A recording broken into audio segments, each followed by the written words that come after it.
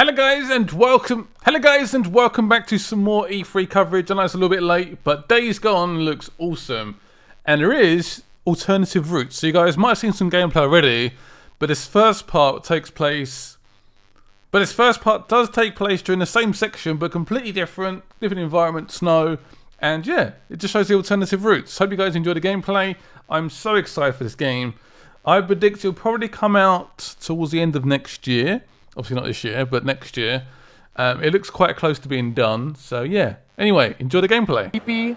It was violent, very violent. Yeah. It showed a lot of sort of situational kind of, using the environment and the freakers that we see kind of to the advantage of the player. Yeah. So tell me what went into that. Well, so the biggest thing that we really wanted to do this year was sort of show a more intimate part of Deacon's life. So last year, it was the Horde, which was hundreds and hundreds of freakers, all sort of massed together, and you saw how Deacon had to struggle to just stay alive. And this year, we wanted to show off more of the open world, and this thing we're calling our dynamic open world systems. And what that really means is you can use the freakers themselves against other enemies, like the Marauders that you see on the Media Showcase demo last night. Right. Actually, I have a question about the freakers because, with other games, survival games, like this, for instance, The Last of Us, the clickers had this thing where they couldn't see you, but they could hear you. What is it that triggers the freakers? Oh, yeah. Well, it's an interesting question. And for anybody who gets a chance to see our alternate demo that we're demonstrating in the theater today or online when it gets posted, is that the time of day kind of drives the density of the freakers and the humans when they're out, but also the weather. So when it's snowing, it's going to kind of blind everybody at a distance. When it's raining, it's going to dampen the sound. So when the player learns these, he's going to be able to use that kind of context as he's going to play that as part of his strategy for how he approaches any encounter. Gotcha. But definitely sound, right? Because like you saw in the Media Showcase demo, Deacon, put down this bear trap and then kind of snuck off. Right. And in our alternate path demo, he doesn't do that. So he actually kind of goes around and watches what happens when this Marauder goes into the bear trap, and you hear this gunshot on the Media Showcase demo.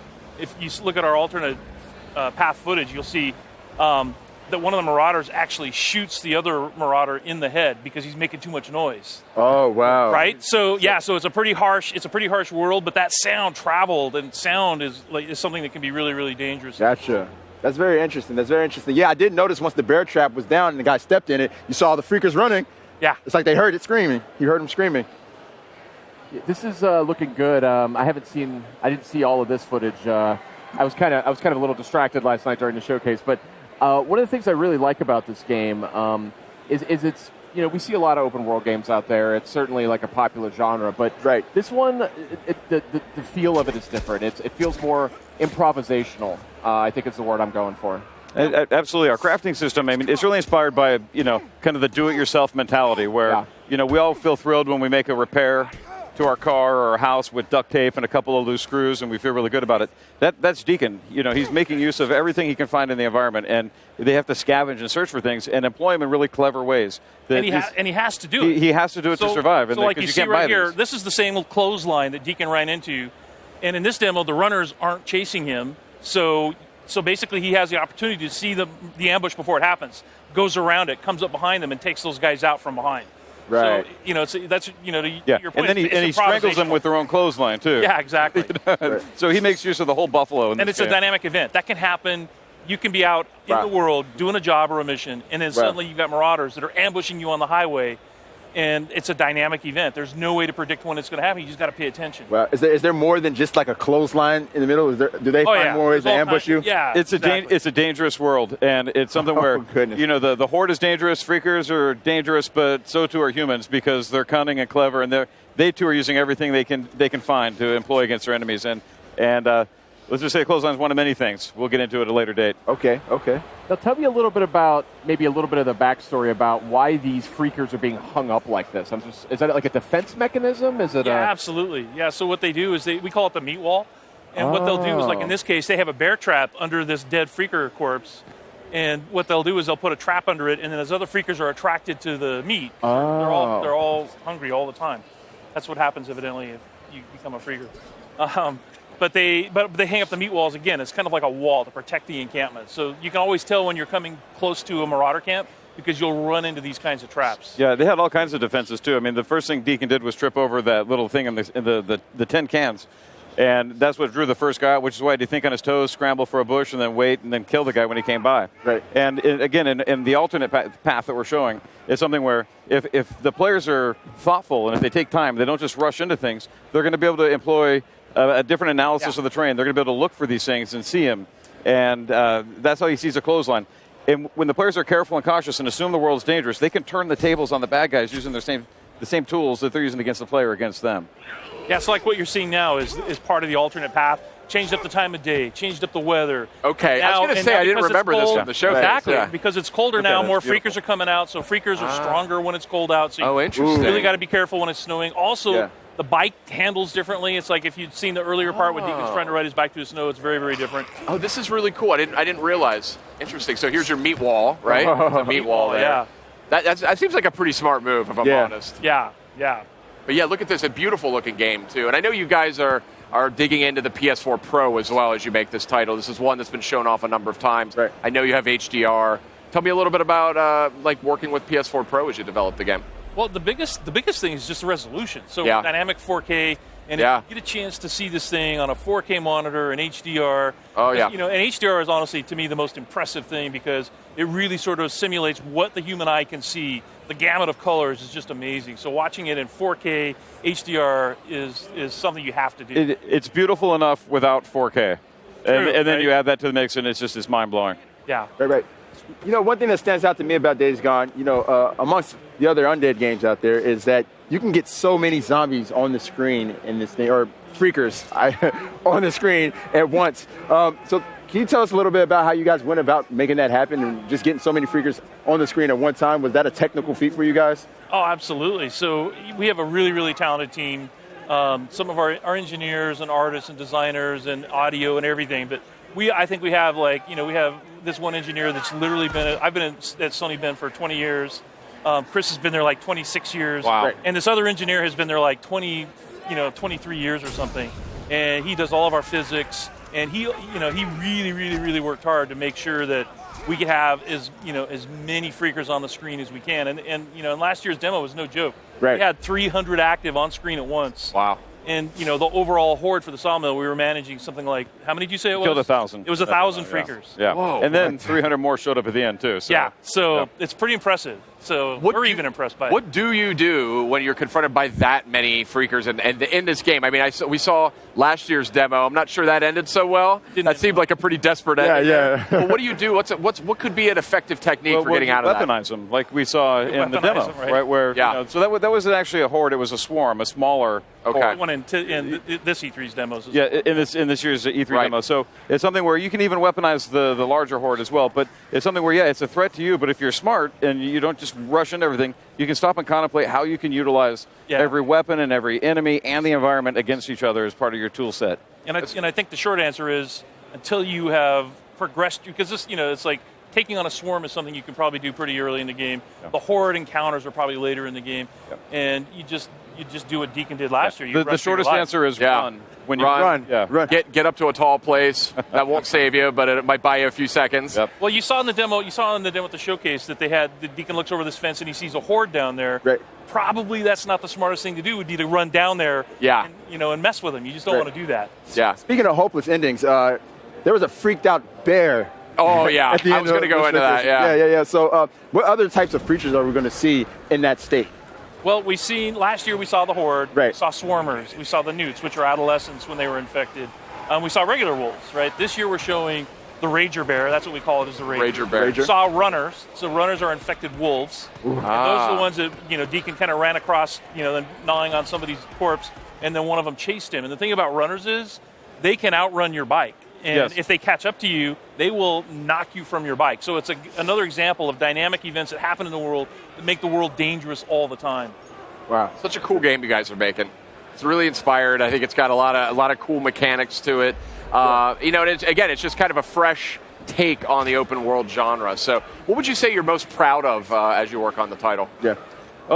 Myself, I'm most proud of the way that our humans are evil.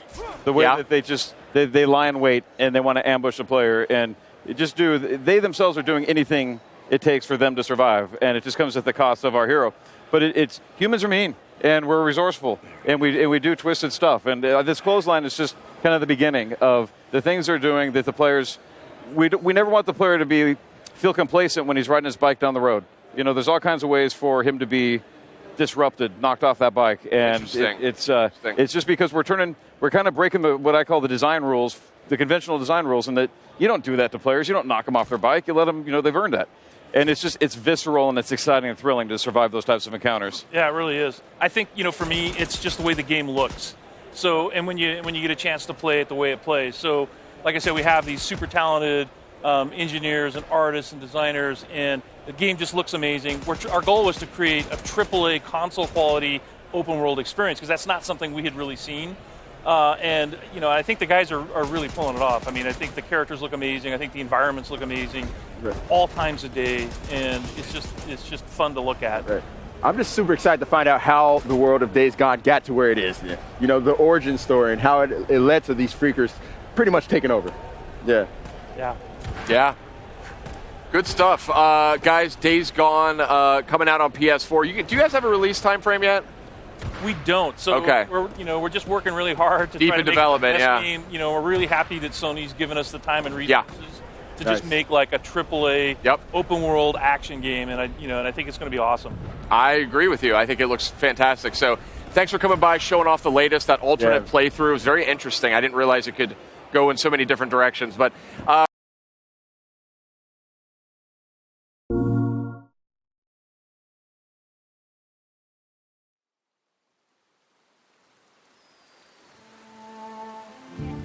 Come on, get him inside.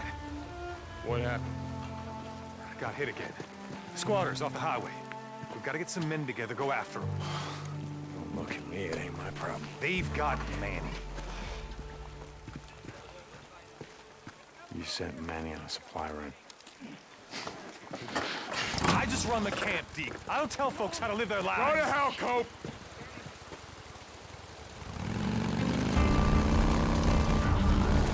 Oh! Out of the way! Oh! Hey, man!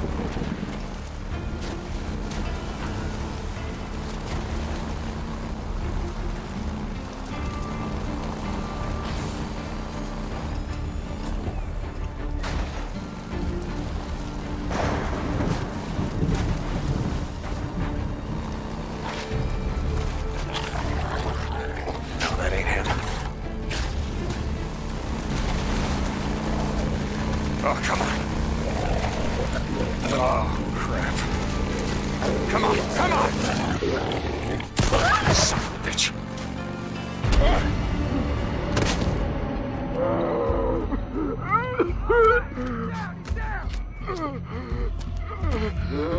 Let's do this. Yeah? You want some of this?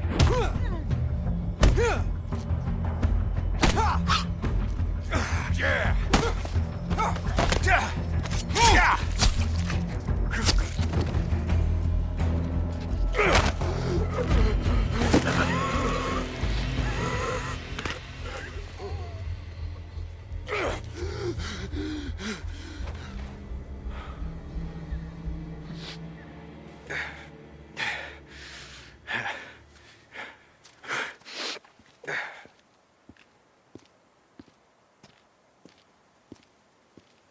That's Manny's bike.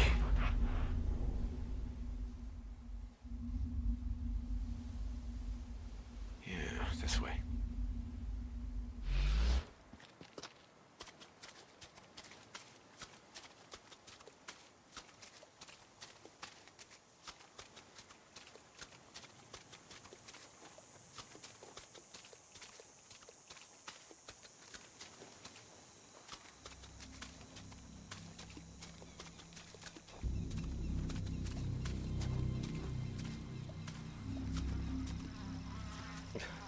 Ugh.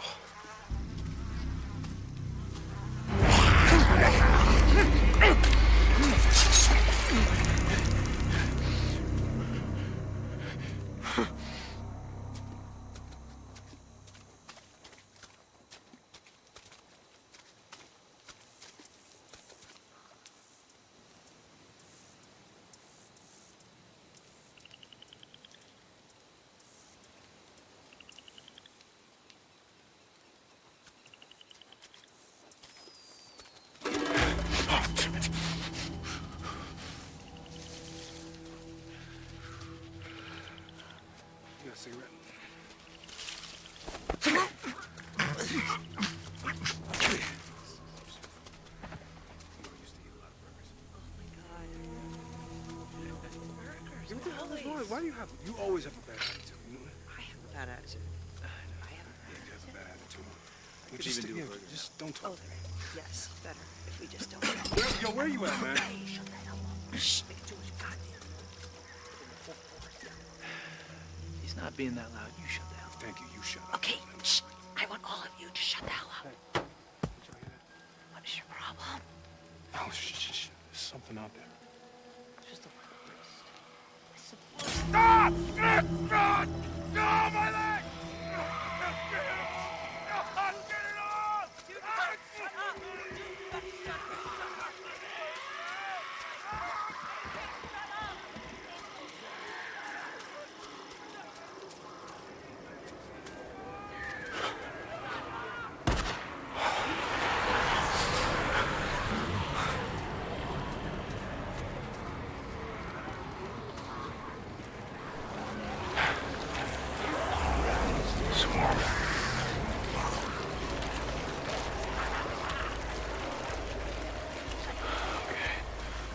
Easy, fellas.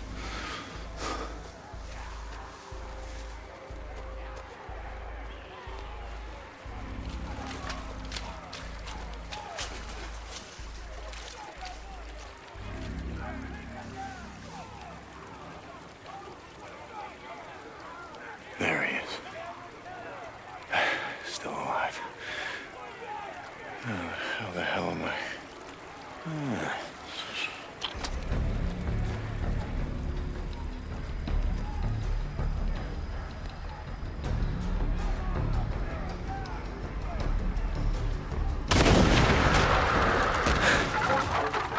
Hell yeah. Come and get it. Dinner time.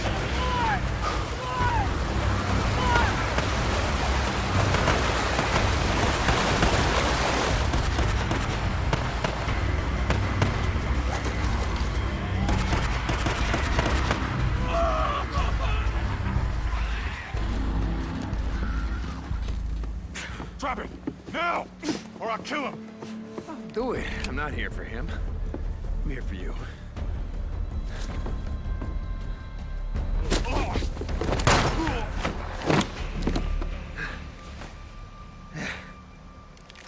Oh, God. Deke. Hi, Manny.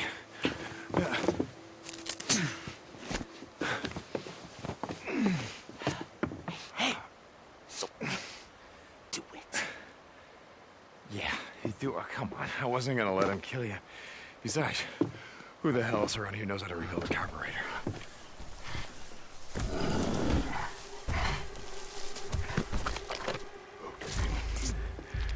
Just back up. Nice and slow. Don't make a sound.